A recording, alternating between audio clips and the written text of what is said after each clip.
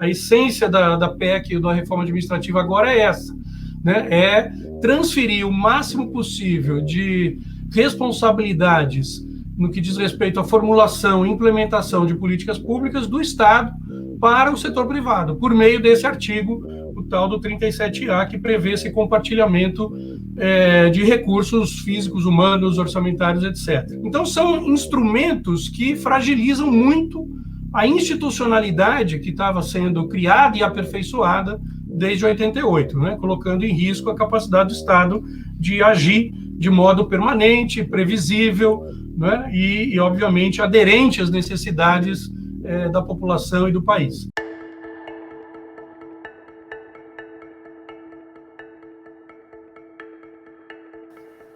Olá, sejam bem-vindos a mais um episódio do nosso podcast Missão Desenvolvimento. Eu sou Paulo Gala e hoje vamos falar sobre a reforma administrativa. Mas não só da reforma administrativa que está aí colocada na mesa, vamos falar sobre a ideia de reforma administrativa e sobre a ideia do papel do setor público e do funcionário público, né? Vamos tentar ir além da discussão que está colocada na mesa, que é uma discussão simplista de redução do Estado, achando que a redução do Estado é uma panaceia, né, para resolver todos os males do Brasil, né? Um tema da maior importância, da maior relevância, inclusive porque, a meu ver, a gente pode andar para trás com a reforma, né? O contrário do que se coloca na imprensa e que se coloca hoje em dia, né, dessa reforma como um avanço, ela pode ser, inclusive, ser um atraso. Mas já estou me alongando aqui, queria chamar, né, os nossos convidados de hoje, que são grandes conhecedores do tema, o Zé Celso, a Roseli Faria, que tem uma vida de pensar, de trabalhar com esses temas, né, experiência prática, teórica, de pesquisa. Então, para a gente é uma honra, uma alegria poder recebê-los aqui para conversar sobre esse tema da reforma administrativa. Eu vou começar já passando a palavra para a Roseli, pedir para ela falar um pouquinho da trajetória dela, depois para o Zé Celso, a gente já mergulha aqui nas discussões. Sejam muito, muito bem-vindos. É um prazer e honra poder recebê-los aqui no nosso podcast. Obrigado. Obrigada, Paulo. Primeiro, eu queria agradecer o convite para estar aqui, né, com você e com o Zé Celso, discutindo esse assunto, como você colocou, é super importante. Bom, eu sou Roseli Faria, eu sou analista de planejamento e orçamento, que é uma carreira aqui do Serviço Público Federal, que atua basicamente no planejamento e no orçamento. Sou formada em economia pela FEA-USP, na mesma época que vocês dois, viu, Paulo? A gente deve ter se encontrado nos corredores em algum momento. É verdade, mas a gente... Estamos dos anos 90, da FEA-USP dos anos 90. Isso, exatamente, a gente deve ter se encontrado por ali. A minha carreira, numa primeira etapa, foi toda no serviço privado, né, no setor privado, e a partir de 2011 eu vim para Brasília, tenho atuado, então, aqui em Brasília com orçamento público. Sou atualmente vice-presidente da SECOR, que é a Associação Nacional da Carreira de Planejamento e Orçamento, uma entidade que pertence à ARCA, que é a Articulação Nacional para o Desenvolvimento Sustentável, das Carreiras Públicas para o Desenvolvimento Sustentável, que reúne a SECOR, a FIPEA do Zé Celso, a FBNDES do Arthur, enfim, a gente tem atuado para discutir Estado, políticas públicas, direitos, ali no âmbito da ARCA, e também sou atualmente da coordenação executiva da Coalizão Direitos Valem Mais, que também é uma coalizão de entidades que discutem a democratização do orçamento público. Boa, obrigado, Zé Celso. Conta pra gente o que você anda aprontando desde os anos 90 lá da FEA. Bom, também queria agradecer muito o convite aí do Arthur, em nome dele cumprimentar todos os colegas da AFBNDES, Associação dos Funcionários, agradecer ao Paulo Gala aqui também pela presença, e a Roseli, querida amiga, de luta aqui em Brasília contra a PEC 32 e outras lutas mais, né? Então, eu me formei em Economia pela FEA-USP em 94, depois fiz o mestrado na Unicamp, né, e defendi minha dissertação no final dos anos 90. Em 97, eu vim para Brasília como servidor público do IPEA, do Instituto de Pesquisa Econômica Aplicada, e estou no IPEA desde então, né, já há mais de 20 anos, então, de serviço público. Trabalhei durante muitos anos na área social, políticas sociais, previdência, mercado de trabalho, e de 2009, 2010 para cá, eu migrei para uma área que a gente criou no IPEA nesse momento, que foi a área de estudos e políticas do Estado, instituições e democracia, e nessa área eu comecei a trabalhar esses temas mais da administração pública, do planejamento governamental, não é? E essas coisas de burocracia, e agora também reforma administrativa.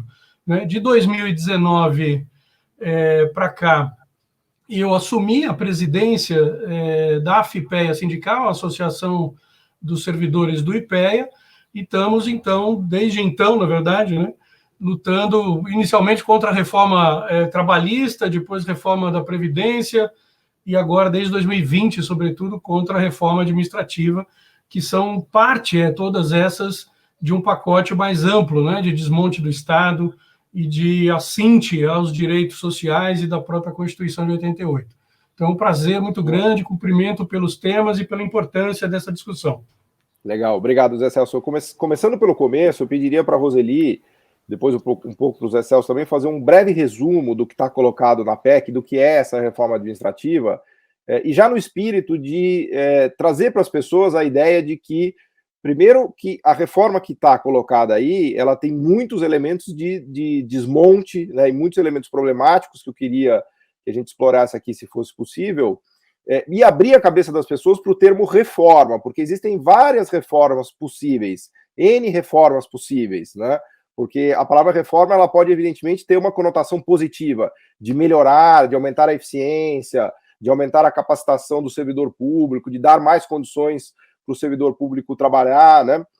Então, tenta se contrabandear, especialmente na grande imprensa, a ideia de que como a reforma é bom, né? Então, eu queria já começar por esse começo, né, de fazer um diagnóstico claro de que reforma é essa que está na mesa, para que as pessoas tenham clareza, né, de que esta é uma reforma dentre várias outras possíveis e que tem determinadas características, a meu ver, né, que são majoritariamente ruins, mas obviamente que eu queria ouvi-los, se a Roseli puder já fazer um esforço hercúleo aqui de resumo da temática. Bom, dá para fazer um resumo, sim. Pegando aí o gancho que você falou, né, do termo reforma, eu diria muito mais que o que a gente tem hoje no Congresso Nacional. O que foi enviado, né, pelo Poder Executivo e aquilo que foi aprovado enquanto substitutivo tem muito mais a ver com uma contra-reforma do que com uma reforma. Uma contra-reforma do Estado, daquele Estado inaugurado ali na Constituição de 88. Né? Muito se fala que o relatório melhorou o que foi enviado para o Congresso, mas o que foi enviado para o Congresso também era muito ruim. Então, o que a gente tem enfrentado lá propostas que, na realidade, vai gerar descontinuidade do serviço público, desprofissionalização do serviço público, aumento da corrupção, né? Ao contrário dos defensores que dizem que ali você está fazendo um foco, então, nos servidores para valorizar os serviços públicos, para melhorar a qualidade, na realidade, na hora que você vai ler lá os dispositivos, você percebe que não é nada disso, né? Se fala muito na estabilidade dos servidores, que de uma certa forma ela flexibiliza, mas isso vem não dentro de uma ideia que com essa flexibilização você vai melhorar a qualidade dos serviços públicos, não. Vem de uma ideia de você flexibilizar essa prerrogativa dos servidores, justamente para permitir outros vínculos de trabalho no serviço público, que permita ao Estado reduzir de tamanho, né?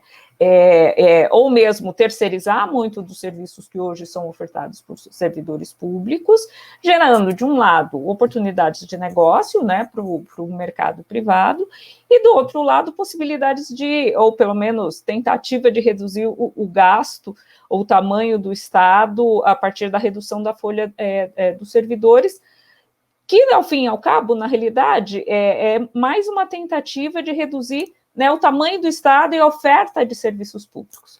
Eu digo muito isso porque permaneceu no substitutivo um dispositivo que tem sido defendido pelo governo federal e já apareceu em outras PECs, por exemplo, que é a questão da redução da jornada dos servidores, que nada mais é do que redução da oferta de serviços públicos, com a redução proporcional de salário. Essa é uma proposta, por exemplo, que está, né, na tal reforma administrativa, que dizem que é para melhorar serviço público, mas obviamente para isso, para reduzir o tamanho do Estado.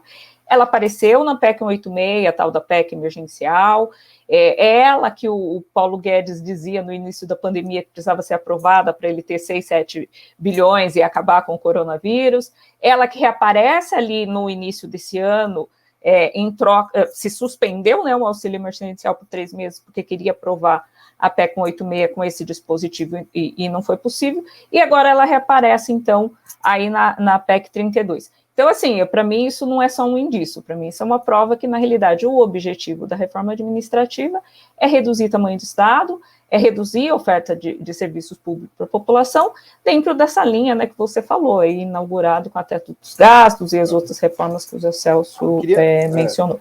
Eu queria até, já para passar a palavra para o Zé Celso, explorar um pouco desses dispositivos específicos, Zé Celso, se você tiver a paciência de explicar para a gente, porque a maioria das pessoas que nos ouvem não é especialista em finanças públicas e nos detalhes, né, do que está sendo proposto. Então, se você pudesse falar um pouquinho para a gente quais são os dispositivos que estão o que está na mesa, né? Fim de estabilidade, redução da jornada, redução do salário proporcionalmente, quer dizer assim, do que exatamente a gente está falando, né? Então, como a Roseli falou, né, o texto original que foi apresentado pelo Executivo ainda em 2020, né, no Congresso, ele é um texto bem diferente desse que acabou sendo aprovado na Comissão Especial, porque várias das coisas originais foram tiradas ao longo do processo de discussão e de embate legislativo. Né, dou um exemplo, né, havia ali no início a tentativa de se inserir na Constituição o tal do princípio da subsidiariedade, né, que era a ideia de transformar o Estado de agente central, estratégico do processo de formulação e implementação de políticas públicas num agente secundário ou subalterno ou subsidiário ao mercado, ao setor privado, que então assumiria essas funções, né? Isso saiu, né, do texto original. No entanto, permaneceu no texto aprovado agora no substitutivo o tal do artigo 37A da Constituição, né, uma nova proposta de artigo para a Constituição que prevê o compartilhamento, né, de espaço físico, de recursos humanos, de recursos orçamentários entre entes públicos e privados para esse mesmo objetivo. Né? Então, esse talvez seja o cerne que sobrou do texto original. Né? A essência da PEC, da reforma administrativa, agora é essa, né? É transferir o máximo possível de responsabilidades no que diz respeito à formulação e implementação de políticas públicas do Estado para o setor privado, por meio desse artigo, o tal do 37A, que prevê esse compartilhamento de recursos físicos, humanos, orçamentários, etc.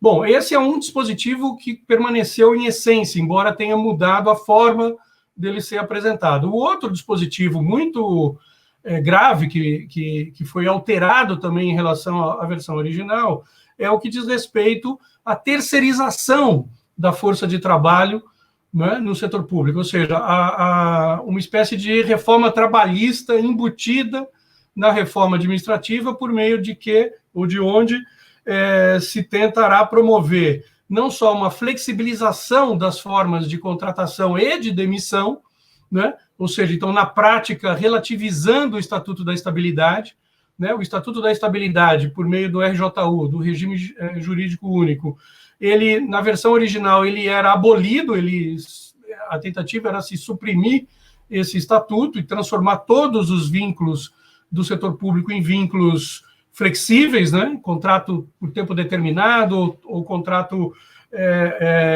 enfim, por tempo indeterminado, mas não pelo RJU, e sim pela CLT e outras formas. Essas outras formas mais precárias, elas acabaram sendo substituídas por um tipo de contratação dominante, que seria o contrato por tempo determinado, vale dizer, por até 10 anos, né? E praticamente, no dispositivo que foi aprovado agora, recentemente, pelo Senado, pelo Congresso, pela Câmara dos Deputados, praticamente todas as atividades administrativas e finalísticas, inclusive, né? Ou seja, aquelas que dizem respeito à prestação direta de serviços por parte do Estado junto à população, todas elas praticamente estariam passíveis de serem contratadas, não é? Realizadas por meio de contratação por tempo determinado.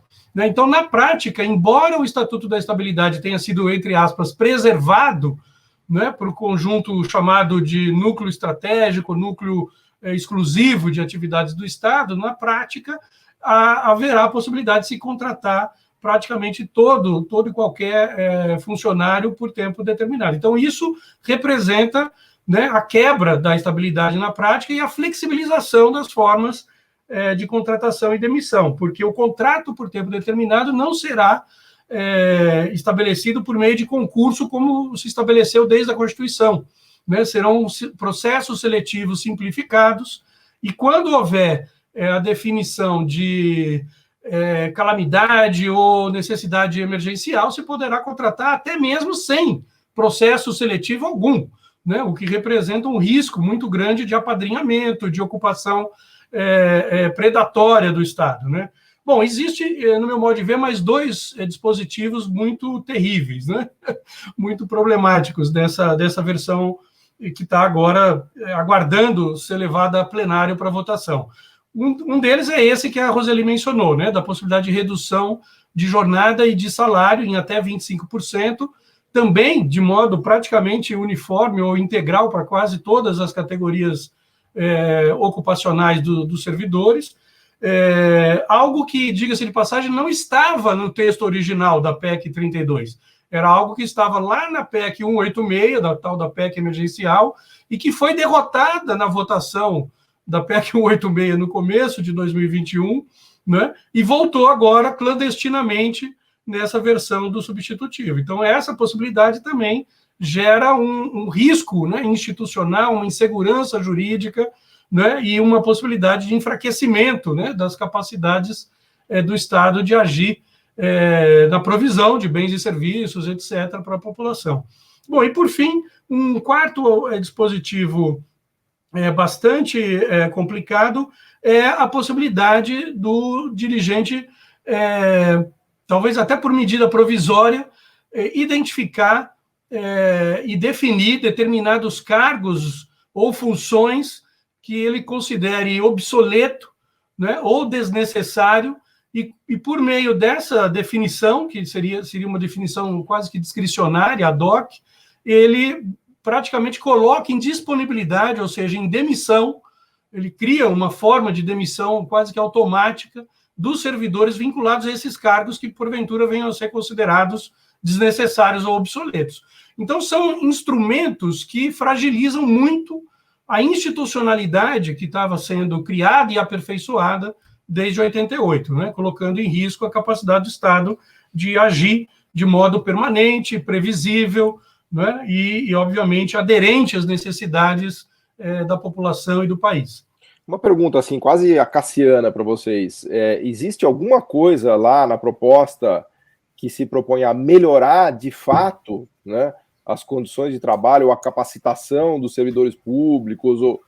Porque, assim, quando você chama de reforma, né, pelo menos alguma coisa positiva deve ter, porque essas medidas que estão elencadas aqui são literalmente medidas de desmonte, né? É quase que seria melhor mudar o nome, falar assim, olha, isso aqui na verdade a gente acha que o setor público é ruim, então a gente resolveu desmontar o setor público, então a gente tem uma proposta de desmonte. Estou, obviamente, forçando o raciocínio, mas seria mais transparente, mais correto colocar na mesa como uma proposta de desmonte do setor público, e não como uma proposta de reforma do setor público, e por isso que eu estou fazendo essa pergunta que é quase acaciana. Existe alguma proposta de se melhorar critérios, ou de controle sobre corrupção, ou de critérios de análise de desempenho, ou de formas de aumentar a capacitação dos funcionários, né?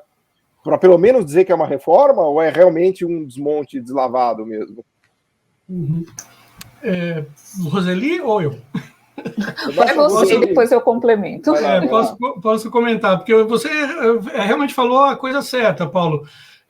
Reforma é o truque retórico que vem sendo usado, né, sobretudo desde 2016 para cá, para se legitimar e se aprovar um conjunto de reformas que, como dizem, né, os condutores aí do processo, em nome de uma suposta melhoria, né, da atuação do Estado, do gerenciamento das finanças públicas, etc.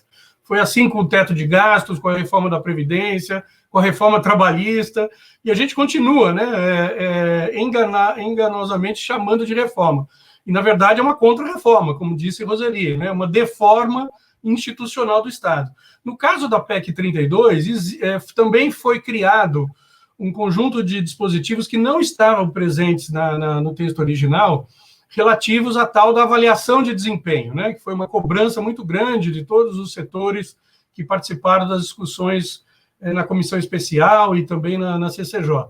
Bom, ocorre que o que se incluiu como dispositivos de avaliação de desempenho são dispositivos, na verdade, para facilitar a demissão de servidor, né, porque tem uma visão punitivista da atuação dos servidores. Então, duas avaliações negativas sucessivas, ou 3 intercaladas num período de 3 anos, etc., já permitem abrir um processo de demissão contra o servidor. Então, é uma leitura de desempenho punitivista, não é uma lei individualista, né? Não tem porque bônus, focada né? no indivíduo. Não tem bônus. Exato. Se desempenhar super bem, performar super bem, não vai ganhar nada. É só para nada. Então é isso. É uma visão individualista e punitivista que não tem instrumentos que incentivem, de fato, o desempenho e a atuação coletiva, por exemplo, no ambiente de trabalho, né, que visem a melhorar a capacitação do servidor para melhorar o seu desempenho em determinada função. Isso está muito fora do escopo. Inclusive, no que diz respeito às escolas de governo, há um desmonte, praticamente, desse instrumento, que é super poderoso para o desempenho, né, coletivo dos servidores. Passou, né, e vem passando de modo aí meio sem discussão muito clara, um conjunto de dispositivos que praticamente transferem, mais uma vez, para o indivíduo, o servidor, a responsabilidade pela própria capacitação necessária ao desempenho da função. Algo que, obviamente... Desculpa interromper, tem algumas medidas específicas em relação às escolas de governo? Como é que elas entram nessa história? Depois a gente já... Então, a versão que tramitou até agora é uma versão que... E esse é um aspecto menor da proposta, porque era tanta coisa ruim, né, que esse aspecto ficou até meio esquecido, né? Mas ali se colocava a desnecessidade, praticamente, das escolas de governo como um instrumento obrigatório para o processo de progressão e de capacitação dos servidores, né? Tal como vinha se construindo até então, né? Então, ali você praticamente joga uma pá de cal nesse instrumento que é super relevante, né, para a capacitação e aperfeiçoamento institucional dos servidores e do desempenho das políticas, né? Então, isso foi também meio que escanteado na proposta, né? E com a ideia da privatização que está por trás da reforma, as escolas remanescentes, por exemplo, a ENAP, né, que é uma escola importante de governo no âmbito federal, ela poderá ser transferida para uma iniciativa privada e gerida segundo a lógica, inclusive, do lucro, se for possível, né? Esse que é o ponto. Então, veja, é um desenho todo que vai contra a lógica de desempenho institucional agregado do setor público, né? E é muito mais uma lógica de desempenho como punição, né? E, obviamente, para criar mecanismos mais rápidos e fáceis de demissão. Esse aqui é o que está previsto. Então, nem por esse lado pode-se dizer que a proposta traz alguma melhoria efetiva, né, para o desenho ou para o funcionamento do setor público. Vamos ver se a Roseli traz alguma esperança aqui de que tem alguma coisa boa nessa reforma, Roseli. Tem um dispositivo que eu achei interessante, né, porque se tem muita lenda, que na realidade isso veio, né, do judiciário, dos membros do Poder Judiciário e do Ministério Público, de que você poderia punir um servidor aposentando ele antecipadamente. Não, isso era possível, mas só para membros de poder dessas duas carreiras, porque o nosso caso, o servidor público, é o contrário. Você pode sofrer como punição uma cassação da sua aposentadoria, né? Se você é ativo, você pode ser demitido e aí você perderia essa aposentadoria no futuro, você não teria mais o regime próprio, e se você é aposentado e aí você é punido, eles podem cassar a sua aposentadoria. Então, existe lá um dispositivo, viu, Zé? Lendo milhares de vezes, eu falei, isso aqui é bom, porque eu acho de uma perversidade enorme você punir, de repente, o aposentado com 85 anos, caçando a aposentadoria dele, né? Agora, é só isso mesmo, né?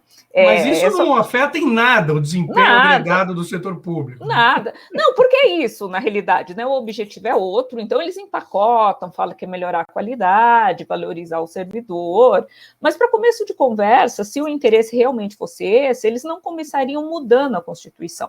Não é nada na Constituição de 88, ali no artigo 37, enfim, que diz respeito à administração pública, que precise ser mudado para a gente avançar no aprimoramento dos serviços públicos, né? O trabalho teria que vir aí na legislação infraconstitucional, decretos, portaria, ou até mesmo mudança de cultura, né? Não existe caminho fácil de você mudar um dispositivo na Constituição e você ter, né, um avanço aí da qualidade do serviço público. Não é fácil, porque o serviço público, ele tem características diferentes do setor privado. Ultimamente, é pior ainda, né, porque a gente está enfrentando aí um período de enorme instabilidade política. Por exemplo, o ministério que eu trabalho já teve 4 ministros, 5 secretários executivos, 5 decretos de estrutura, que são decretos de estrutura. Quando você muda ali os departamentos, né, você muda as coordenações gerais, toda essa instabilidade política também impede dos ministérios terem metas, né, terem planejamento, enfim, orientar os servidores para o alcance desses resultados. Então, assim, não tinha como ter, porque começou errado e tem um interesse que, a nosso ver, também é completamente errado, que reduziu o tamanho do Estado. Eu queria até aproveitar o gancho aqui, da Roseli, que você falou da questão da função pública e da função privada, porque, num certo sentido, a leitura que eu faço disso é que tem um pressuposto nessa reforma que você pode transferir a função pública para o setor privado, como se o setor privado fosse capaz de exercer a função pública. Então, acho que seria interessante a gente explorar um pouco aqui questões que estão na função pública que o setor privado simplesmente não é capaz de fazer, né? Até me vem à cabeça uma frase célebre do Keynes, né? O grande economista Keynes dizia o seguinte: não se trata de substituir mercado por Estado ou Estado por mercado, se trata de saber do que o Estado é capaz de fazer, que o mercado não é, e do que o mercado é capaz de fazer, que o Estado não é. Então é uma questão muito mais de meio que cada macaco no seu galho do que você ficar tentando substituir funções de um pelo outro. Então, eu queria aproveitar o conhecimento, né, gigantesco que vocês têm para explorar um pouquinho, até para as pessoas que nos ouvem também, entender as diferenças da função pública para a função privada, né? Imagino que vocês se deparem com isso todo dia, mas se a gente puder explorar um pouco, eu acho que a pandemia também foi um exemplo, né? Mas muita gente acha que, na verdade, o que o Estado faz, qualquer empresa privada poderia fazer, né? Mas não é bem o caso, não é isso, Zé Celso? Exatamente. Eu tenho dito, inclusive, aí nas discussões sobre esse assunto, que o ponto é justamente esse, um dos pontos centrais é esse que você mencionou, a ideia de que são substitutos perfeitos, né? O público e o privado para o desempenho de uma mesma função. E não são, evidentemente, né? Veja, o setor privado, ele opera segundo uma lógica que é, em geral, de curto prazo, em geral, é microeconômica ou, no máximo, setorial, né? No setor dentro do qual a empresa está inserida, e é baseada numa rentabilidade econômico-financeira, né? Ou seja, expressa pela moeda, né? Uma rentabilidade monetária do investimento, do empreendimento, né? Então, o curto prazo, a visão micro, ou setor meso, né, setorial, e expressa monetariamente. Obviamente que a soma agregada dessa lógica pode até engendrar formas de maximização de lucro, de rentabilidade empresarial, etc., mas não necessariamente geram, né, no agregado um bem-estar coletivo, né? Não necessariamente cumprem determinadas funções públicas de âmbito coletivo, ainda mais um país heterogêneo, desigual e continental como o Brasil. Já, por sua vez, o setor público, ele pode operar, né? E essa que é a experiência histórica nos mostra, né? Que é o que faz diferença, né? Para um país no médio e longo prazo. Ele pode operar numa lógica que não é de curto prazo, é de médio e longo prazo. Ele pode operar numa lógica que não é microeconômica, ou sequer setorial, né? Pode ser uma lógica macro, e, portanto, olhando o conjunto do território, ou o conjunto dos setores, ou o conjunto da economia, de modo mais geral, né? E ele pode operar numa lógica que não é monetário-financeira, né? Que é assentada numa lógica de valor social e não de valor propriamente ou estritamente econômico.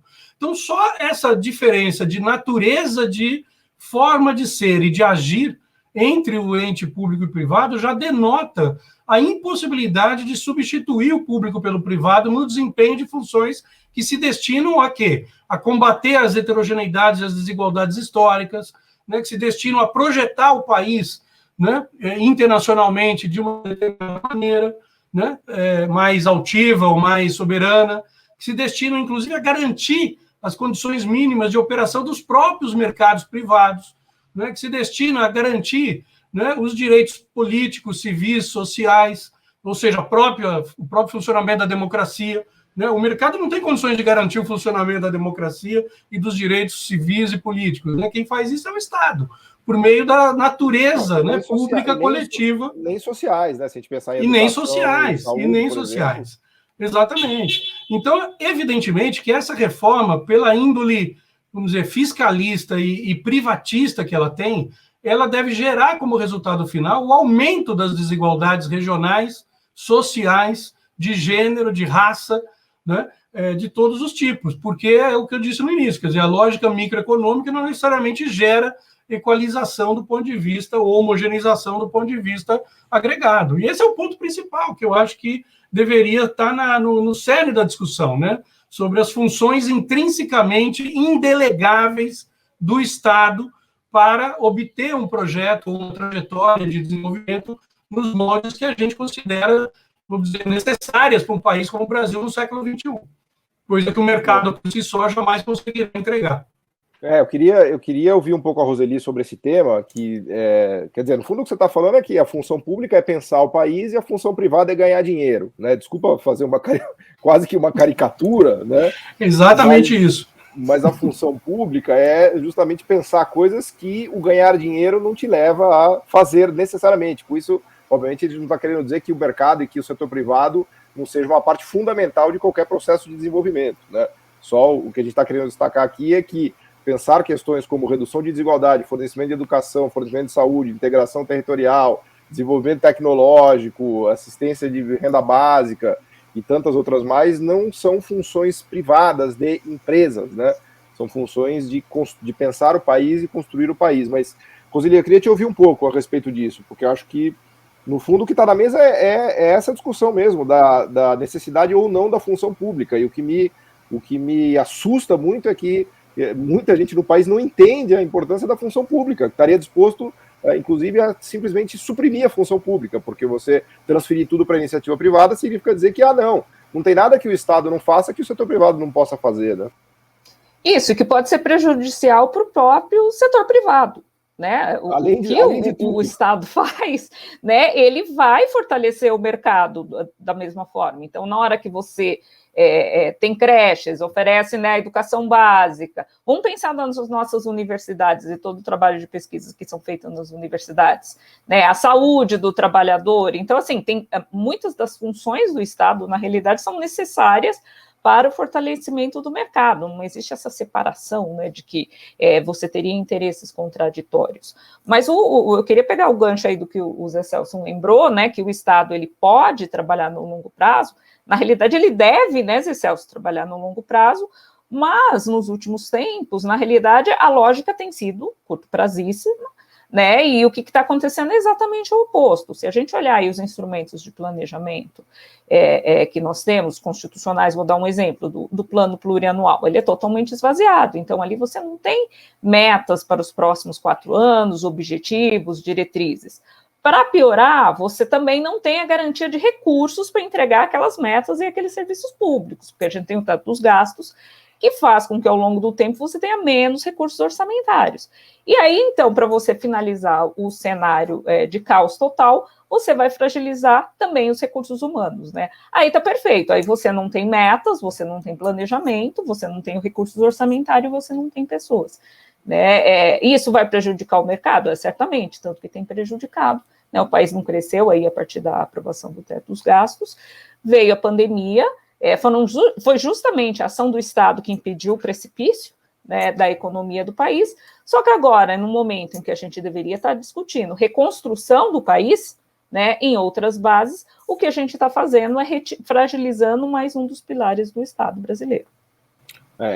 Essa hora já começa a me dar agonia, porque a gente já começa a chegar no final do programa aqui, eu não consegui abordar nem metade do que eu gostaria de perguntar para vocês, mas um tema que eu acho que é a chave nessa conversa da reconstrução é o que está sendo feito no resto do mundo, porque se a gente olhar para a reinvenção, por exemplo, os Estados Unidos está sendo feito do Estado americano, os próprios europeus estão repensando as capacidades estatais, para não falar dos asiáticos, né, do que a China tem feito, dos coreanos, dos japoneses. Quer dizer, o mundo vive um momento de repensar o Estado, de fortalecer o Estado, né, de reconstruir as capacidades dos servidores públicos, né?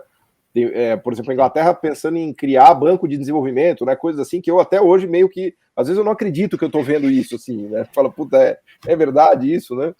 Mas então eu queria trazer um pouco essa discussão para o contexto internacional, né? E ouvir vocês, porque a contramão que o Brasil está é realmente impressionante, né? É impressionante, assim, o Brasil resolveu fazer o que ninguém está fazendo exatamente nesse momento. O Brasil é meio que a estratégia errada na hora errada, no lugar errado, né, Zé Celso? Como é que você nos enxerga aí no contexto mundial, né? É totalmente na contramão, né, nesse momento, exatamente. E é interessante lembrar o seguinte, nós fizemos, desde 2019, 2020, nós temos feito vários estudos técnicos para identificar, né, os pontos frágeis dessa proposta da reforma administrativa e sugerir alternativas. Produzimos já praticamente, 3 livros inteiros sobre isso e uma série de artigos de jornal. Fala aqui, se puder, qual é o título dos livros? Para as pessoas tiverem interesse em dar uma olhada. Um livro foi pelo FONACAT, né, um livro que é pelo Fórum Nacional das Carreiras de Estado, que se chama Rumo ao Estado Necessário.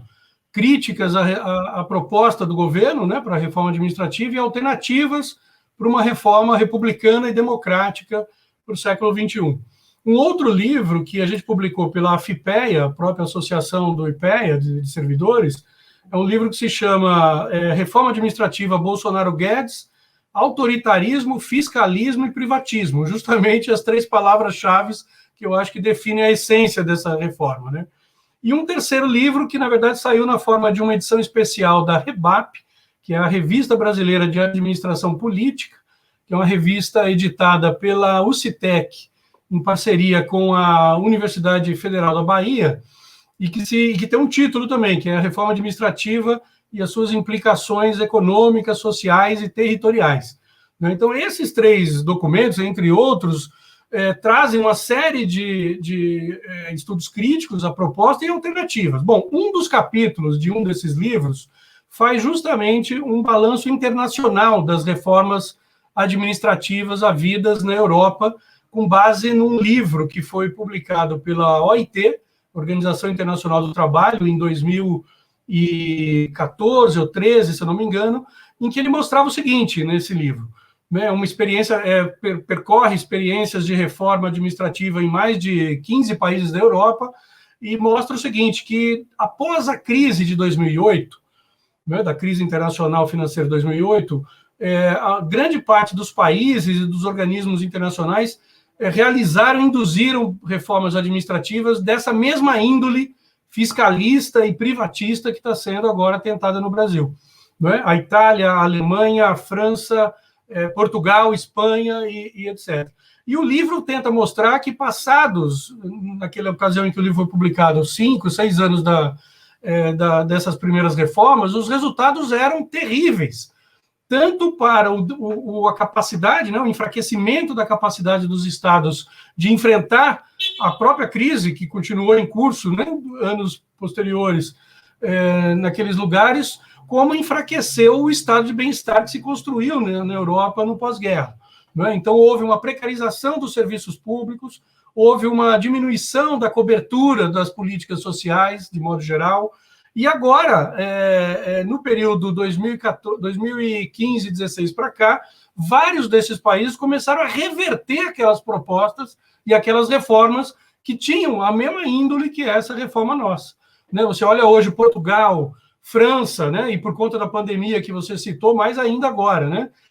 Alemanha, Inglaterra, que você mencionou aí, quer dizer, os países todos agora estão não só reativando as capacidades do Estado para reanimar a economia do ponto de vista capitalista, né, mas estão também desmontando ou revertendo reformas liberais, reformas fiscalistas e privatistas que haviam enfraquecido a capacidade dos Estados, sobretudo no que diz respeito à proteção social.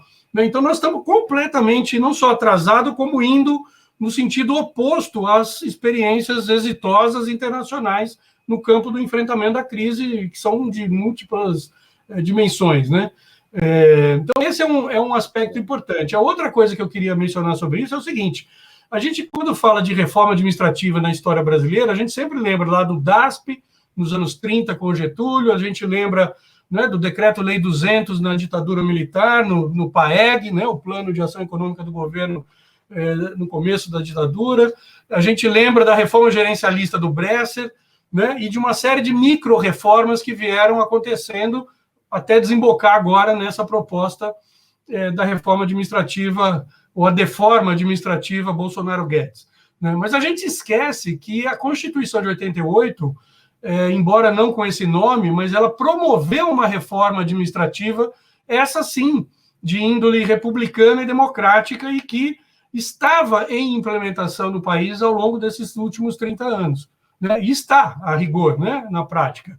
Reforma essa que estava assentada em 5 pilares, né, que foram inspirados, inclusive, pelas experiências europeias exitosas de construção dos estados de bem-estar, etc., né, e que sempre explicaram o sucesso da atuação desses estados no campo da proteção social e etc.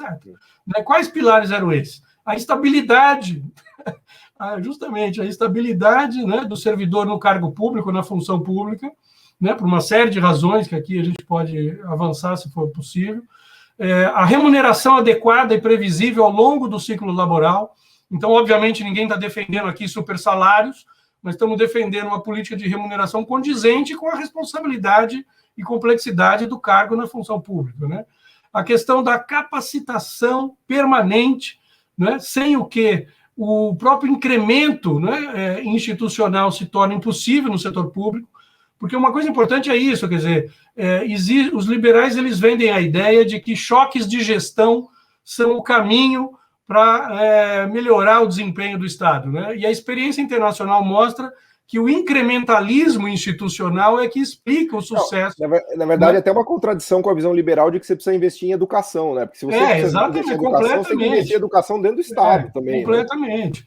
Ou seja, o que a Constituição de 88 introduziu, que foi a obrigatoriedade do concurso público, né, para acesso aos cargos estáveis, né, e a construção de uma infrainstitucionalidade constitucional que previa, né, progressão na carreira por meio de capacitação no setor, no ambiente de trabalho, cursos por meio de escolas de governo e coisas do tipo, era uma coisa que, ainda que né, a gente estivesse necessitando aperfeiçoar, evidentemente, mas era uma coisa que estava em institucionalização e explica, inclusive no caso brasileiro, os ganhos de produtividade que, ao contrário do que dizem os liberais, estava acontecendo no setor público brasileiro. Né, os ganhos de eficiência. Né? Então, vejam, a estabilidade, remuneração, capacitação permanente, uma coisa muito importante, né, que é a cooperação no ambiente de trabalho, ao invés da competição engendrada pelas reformas gerencialistas e liberais, né, que explica o bom desempenho institucional do setor público. Né? E, por fim, uma coisa que nunca foi regulamentada da Constituição brasileira, que é a liberdade de organização e de atuação sindical no âmbito do setor público. Algo que não está na reforma administrativa, mas que, por meio de outros mecanismos, o atual governo vem tentando constranger, né? Dificultar e impedir a atuação coletiva no âmbito do setor público. Então, os 5 fundamentos que, historicamente, explicavam, né, os ganhos paulatinos, incrementais de produtividade do desempenho no resto do mundo, também estavam presentes na institucionalidade brasileira desde 88. Só que, óbvio, né, eles nunca foram tratados de uma maneira orgânica, né, e nunca foram levados em consideração para fins de uma avaliação do desempenho estatal à vera, né, porque os liberais acusam o governo de ser grande, caro e ineficiente, mas, na verdade, essas 3 coisas são falsas do ponto de vista dos dados, do ponto de vista das análises mais acuradas sobre o assunto. Boa. Tem um tema que eu assim, não queria terminar aqui a nossa conversa sem tocar nele, que é a questão dos 3 poderes. Né? Queria ouvir um pouco também de vocês, passando agora para a Roseli, como é que fica essa discussão entre judiciário, executivo, legislativo, dentro desse contexto da reforma? Então, na realidade, a mídia, às vezes eu não sei se é desonestidade ou ignorância mesma, muitas vezes ela distorce o que está lá na reforma administrativa, no substitutivo. O que é apresentado vai afetar todos os servidores atuais e futuros de todos os poderes. O grupo que não está incluído na reforma administrativa são os membros de poder. Então, aí eu estou falando dos juízes, procuradores, promotores e os militares, né? Então, assim, o servidor do judiciário, o servidor do legislativo, eles vão sim ser afetados, e isso também é válido para as 3 esferas, né? Às vezes as pessoas esquecem, né? A gente é muito focado de olhar a União, né? Pela força da União e da Presidência da República, mas essa é uma reforma que também vai afetar estados e municípios. Então, se a gente imagina, né, um processo em que você vai esvaziar a capacidade do Estado de ofertar serviços públicos no nível da União, imagina o que pode acontecer, né, em burocracias que ainda nem conseguiram alcançar o nível de profissionalização que a gente tem na União, né, os 5.500 municípios e os 26 estados e o Distrito Federal. Então, a reforma, ela vem realmente para pá de cal da pilhagem, né? Eu costumo dizer assim que as nossas classes dominantes desistiram de qualquer projeto de desenvolvimento econômico-social do país, né? O país foi destruído e agora a gente está no momento da pilhagem. Então, a reforma administrativa é o último ponto desse processo de pilhagem, o que também, né, Paulo e Zé, não quer dizer que vá acontecer. Eu acho que os servidores estão muito organizados, agora é o foco no Congresso Nacional, é ali que vai se decidir, né? Parcela, eu acho que inclusive da população que percebeu o grau de desmonte que significa essa reforma administrativa também está reagindo, e eu tenho a expectativa que essa pilhagem final do Estado e da sociedade vai conseguir ser impedida aí com a nossa articulação. Eu vou, a gente já vai passar para as considerações finais, mas só um detalhe técnico ali, Roseli, você falou da diferença dos membros do poder e dos servidores, né? Como é essa questão? Porque os desembargadores juízes são considerados membros. Se você puder só explicar um pouquinho melhor. Isso. Então, a reforma ela é focada no artigo 37 da Constituição, que fala de servidores públicos. Membros de poder, quem é membros de poder do legislativo? São os deputados e senadores. Né, no judiciário, são os juízes, eles não se confundem com o serviço público e muitas vezes não querem ser confundidos, na realidade, eles fazem questão de dizer que não são servidores públicos, eles estão até em outra parte da Constituição, acho que é o artigo 102, 101, que vai falar do judiciário, Ministério Público também. Então, a reforma ela é focada nos servidores públicos civis, né, inclusive os militares estão fora, membros de poder estão fora. Não acho que isso, às vezes eu vejo uma crítica dos liberais, eles deveriam estar na reforma. Não, a reforma não deveria existir como tal, né? Você colocar mais pessoas lá dentro não vai melhorar, você só vai piorar, né? Então não deveriam estar, porque ela não deveria existir dessa forma. Então, mas eles estão fora, né? Juízes, procuradores, promotores, ministros de tribunais de conta, enfim, boa parte, quase todos eles estão fora. O que, numa outra reforma que focasse, inclusive, na redução de desigualdades dentro do serviço público, eles deveriam estar dentro, porque justamente na hora, se você quer ter uma visão fiscalista e de redução, não fiscalista, mas redução de privilégios, efetivamente, você começaria por aí, e não justamente naquele servidor que está ali na ponta, que são os professores, os assistentes sociais, né, os enfermeiros. Então, a gente está fazendo tudo de ponta cabeça. Boa. Bom, a gente está chegando no final aqui, infelizmente, para o meu desespero, mas eu queria pedir já umas considerações finais aqui do Zé Celso, da Roseli também, do que a gente leva para casa aqui dessa discussão e do que é importante, né, que as pessoas levem para casa, né, do que a gente está conversando. Sim, a Roseli mencionou bem. A proposta, conforme ela foi avançando pelo Congresso, né, e pelas comissões e audiências públicas, ela foi mostrando a sua cara, né?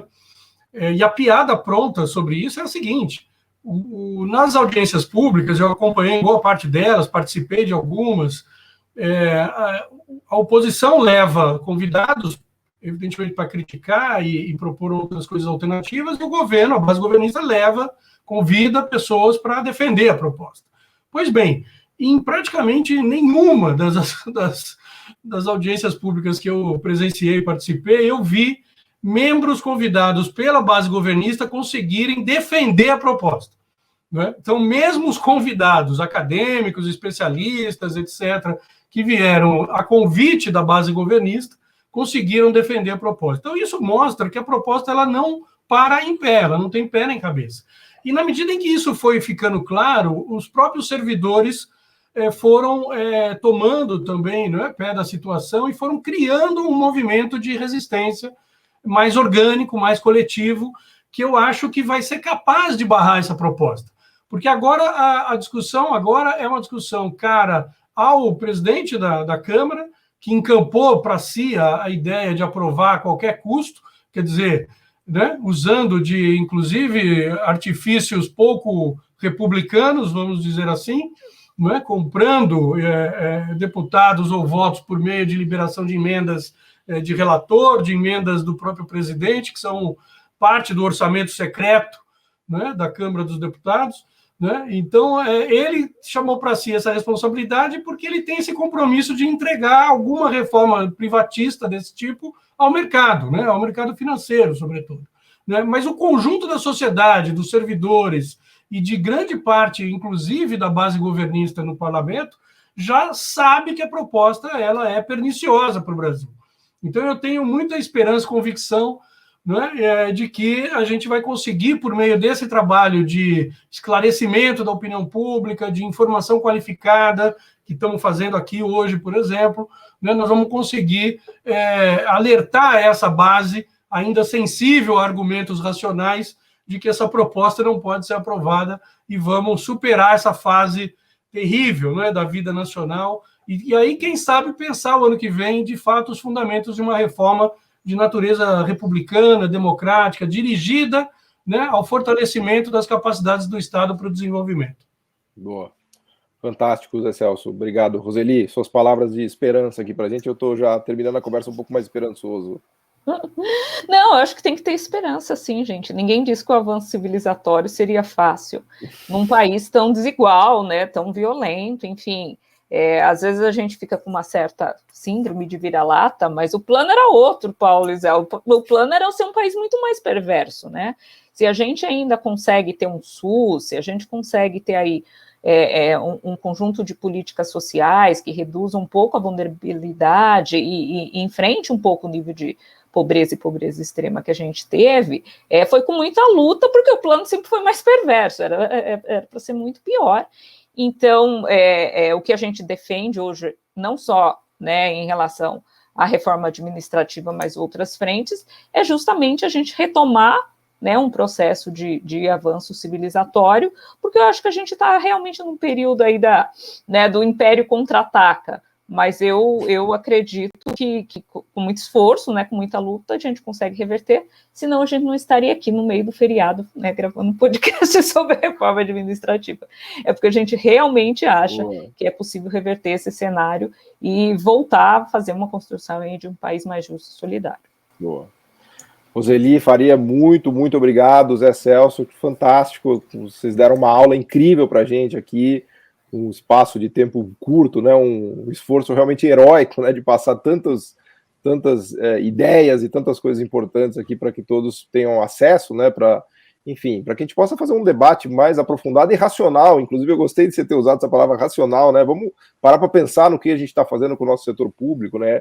E é fundamental que a sociedade, que todo mundo se engaje nesse pensamento e nessa reflexão, né? Então, eu agradeço muito a disponibilidade de vocês, é um prazer recebê-los aqui, uma honra, especialmente no feriado. Vamos registrar aqui que a gente está no feriado, aqui fazendo isso por amor à arte, né?